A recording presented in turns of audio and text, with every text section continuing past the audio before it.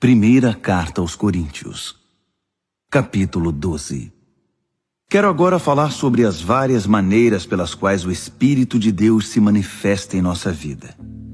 O tema é complexo e quase sempre mal compreendido, mas vocês precisam ser informados.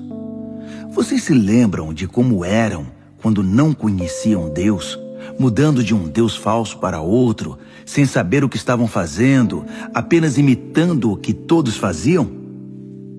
Na vida cristã é diferente. Deus quer que usemos a inteligência. Por exemplo, usando o raciocínio, vocês sabem perfeitamente que o Espírito de Deus jamais induzirá alguém a dizer, maldito Jesus. E ninguém deseja dizer, Jesus é Senhor, sem o discernimento do Espírito Santo. Os dons variados de Deus são distribuídos por toda parte, mas todos têm origem no Espírito de Deus. Os variados ministérios são desenvolvidos em toda parte, mas todos têm origem no Espírito de Deus. As variadas expressões do poder de Deus se manifestam em toda parte, mas o mesmo Deus está por trás de tudo. A cada cristão é dado algo a fazer, que mostre como Deus é. Todos ganham, todos são beneficiados. Todo tipo de dom é distribuído pelo Espírito para todo tipo de pessoa. A variedade é maravilhosa.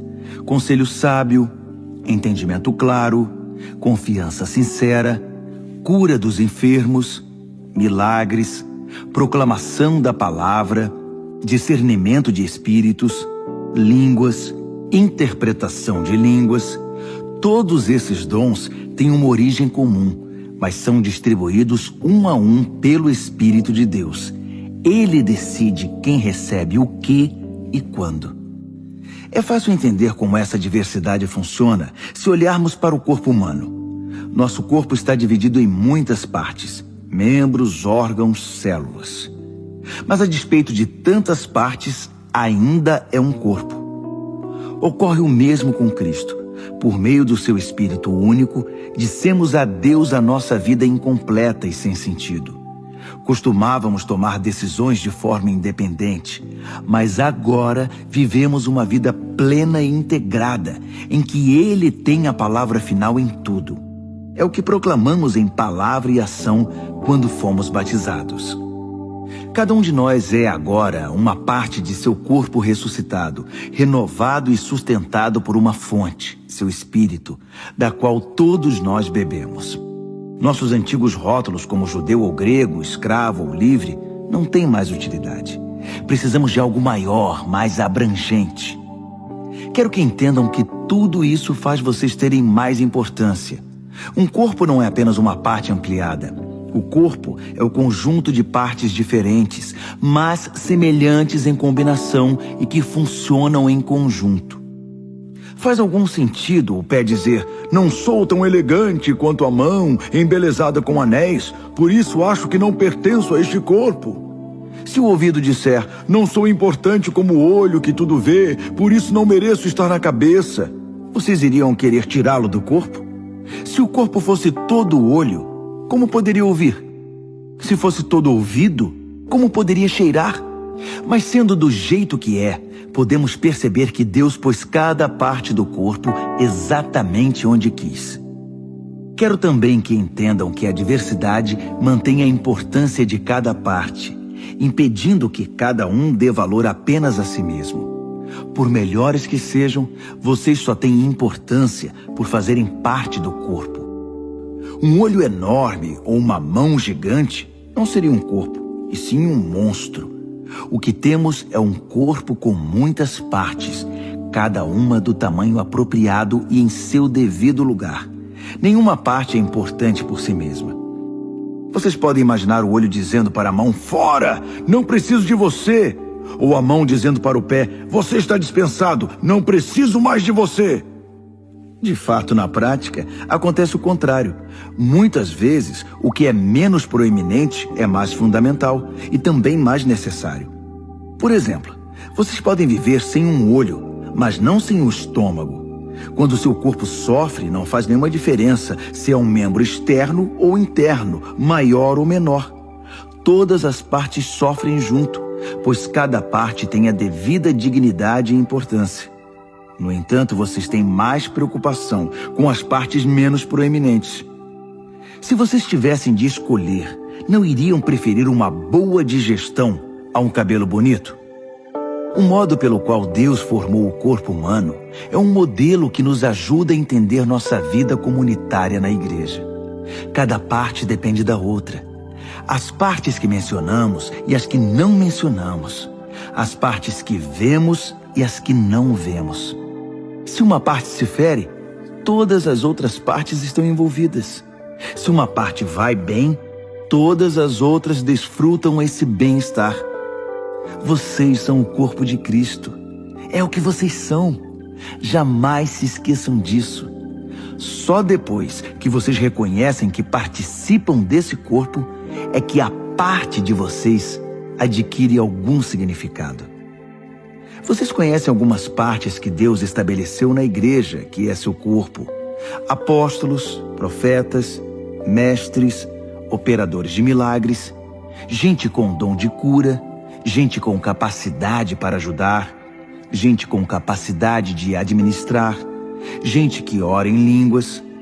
Não é óbvio que a Igreja de Cristo é um corpo completo marcada pela diversidade?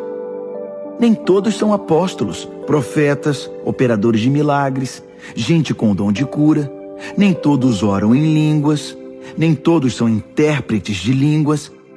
Mesmo assim, alguns de vocês ficam competindo, querendo ser uma das partes importantes. Mas agora quero apresentar a vocês um caminho muito melhor.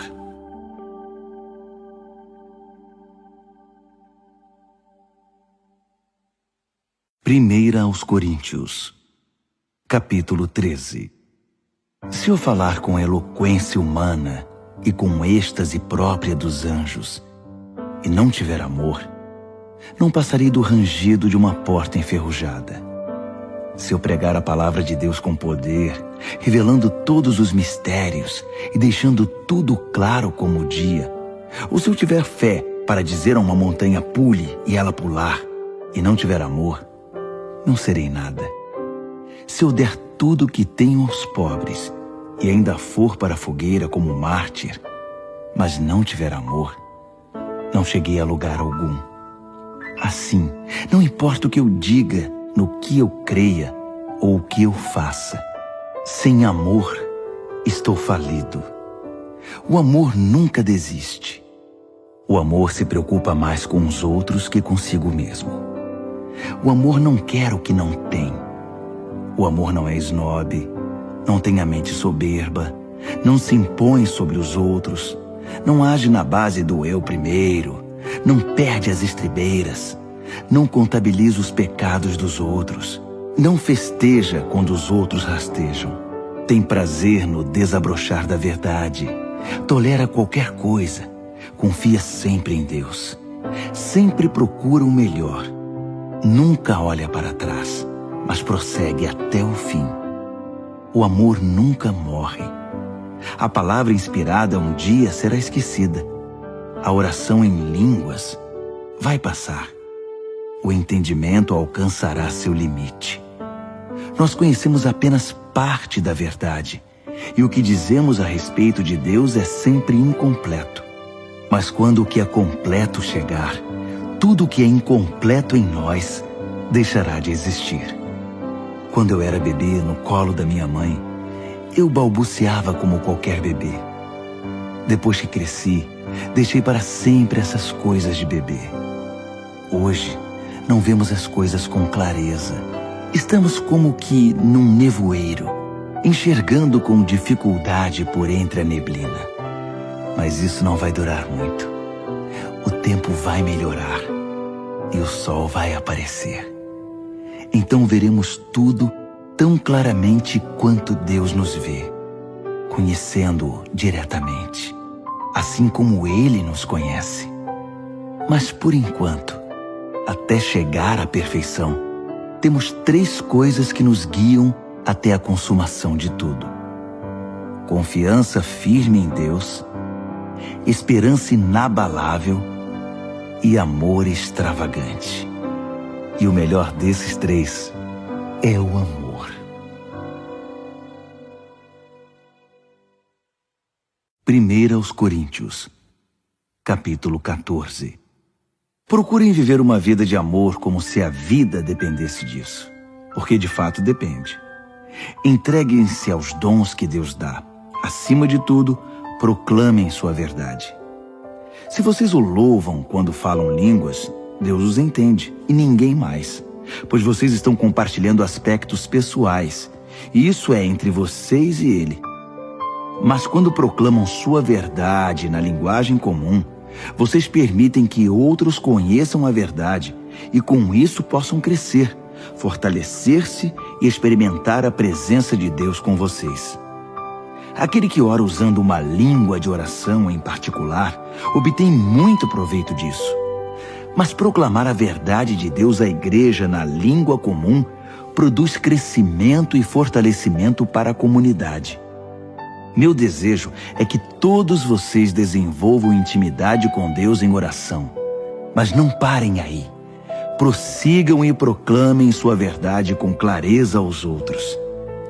É mais importante permitir o acesso ao conhecimento e ao amor de Deus por meio de uma língua que todos entendem que cultivar a presença de Deus em oração num idioma misterioso. A não ser, é claro, que alguém possa interpretar o que vocês estão dizendo para o benefício de todos. Amigos, pensem bem. Se diante de vocês eu orar de um modo que só Deus entende, que proveito vocês terão? Se eu não falar claramente com alguma instrução, verdade, proclamação ou ensino, não terei nenhuma utilidade para vocês. Se os instrumentos musicais, flautas ou harpas, não são tocados de modo que cada nota seja distinta e esteja no tom, como se poderá identificar a melodia e apreciar a música? Se o toque da trombeta não é nítido, como será possível apresentar-se para a batalha? Então, se vocês falam de um modo que ninguém entende, por que abrem a boca? Há muitas línguas no mundo e todas têm significado para alguém. Mas se eu não entendo a língua, de nada me servirá. Não é diferente com vocês. Já que estão tão ansiosos por tomar parte no que Deus está fazendo, por que não se concentram em fazer o que é proveitoso para toda a igreja? Portanto, quando orarem em língua de oração, não guardem para vocês mesmos a experiência. Orem para poder compartilhá-la com outros. Se oro em línguas, meu espírito ora, mas minha mente fica inativa e não há proveito nenhum. Assim, qual a solução? A resposta é simples. Façam as duas coisas. Devo ser espiritualmente livre quando oro, mas ao orar, devo também refletir e ser cuidadoso. Devo cantar com o espírito e também com a mente. Se você abençoa usando uma língua de oração que ninguém mais entende, como poderia um recém-chegado que não tem ideia do que está acontecendo saber a hora de dizer amém? Sua bênção pode ter alguma beleza, mas você deixou de fora quem não entende. Sou grato a Deus pelo dom que nos concedeu de orar e louvar em línguas. Esse dom nos permite desfrutar uma intimidade maravilhosa com Ele. Eu participo disso tanto quanto vocês, ou até mais. Só que quando estou com a igreja reunida para o culto, prefiro dizer 5 palavras que todos entendem, a dizer 10.000 que não façam nenhum sentido para os ouvintes. Para ser franco, eu estou impaciente com a infantilidade de vocês. Quanto tempo vai demorar para que cresçam e usem a cabeça como adultos? Tudo bem quando há uma falta de familiaridade infantil com o mal. Nesse caso, tudo de que precisamos é um simples não. No entanto, para dizer sim a alguma coisa, se exige algo mais. Só uma inteligência madura e bem exercitada poderá salvá-los de cair na ingenuidade. Dizem as Escrituras: em idiomas estranhos e pela boca de estrangeiros vou pregar a este povo, mas eles não vão ouvir nem acreditar. Assim, aonde esse falar em línguas que ninguém entende levará vocês?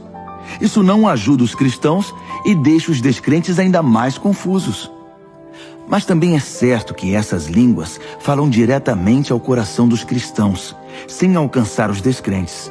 Se a igreja estiver reunida e alguns descrentes estiverem ali quando vocês começarem a orar em línguas, dizendo coisas sem sentido para eles, pensarão que vocês perderam o juízo e sairão dali o mais rápido que puderem. Mas se houver descrentes num culto em que a verdade de Deus é transmitida com clareza, as palavras compreensíveis irão tocar o coração deles. E logo estarão ajoelhados diante de Deus, reconhecendo que Ele está no meio de vocês. Assim, quero que façam o seguinte: quando se reunirem no culto, cada um de vocês esteja preparado para fazer o que for proveito para todos. Cantar um hino, ensinar uma lição, contar uma história, fazer uma oração, interpretar línguas. Se forem feitas orações em línguas, que sejam no máximo 2 ou 3, mas apenas se estiver presente alguém que possa interpretar o que estão dizendo. Se não houver, que isso fique entre vocês e Deus. E que não haja mais de 2 ou 3 pessoas falando por culto, e os demais ouçam e guardem tudo no coração. Cada um por sua vez faça a sua parte, sem que ninguém assuma o controle. Assim, cada pessoa que falar tem a chance de dizer algo especial da parte de Deus, e vocês irão aprender uns com os outros. Se escolherem falar, são também responsáveis pelo modo e pelo momento de falar. Quando adoramos da maneira certa, não há confusão. Deus nos conduz à harmonia. Isso vale para todas as igrejas. As mulheres não devem interromper o culto falando quando deveriam estar ouvindo, nem fazer perguntas que poderiam ser feitas aos maridos em casa. Quanto a isso, o livro da lei de Deus orienta nossos procedimentos. As mulheres não têm licença para usar o momento de culto em conversas desnecessárias. Vocês, homens e mulheres, acham que são os grandes ungidos do Senhor que definem o certo e o errado? Pensam que tudo gira em torno de vocês? Se alguém acha que tem alguma palavra da parte de Deus, ou se sente inspirado a fazer alguma coisa, preste muita atenção ao que escrevi, pois essas são orientações do Senhor. Se vocês não as seguirem, não serão usados por Deus. 3 conselhos resumem tudo o que falei. Quando transmitirem a verdade de Deus, falem de todo o coração. Se alguém estiver orando em línguas que vocês não entendem, não lhe digam como deve orar. Façam tudo de maneira cortês e organizada em todas as situações.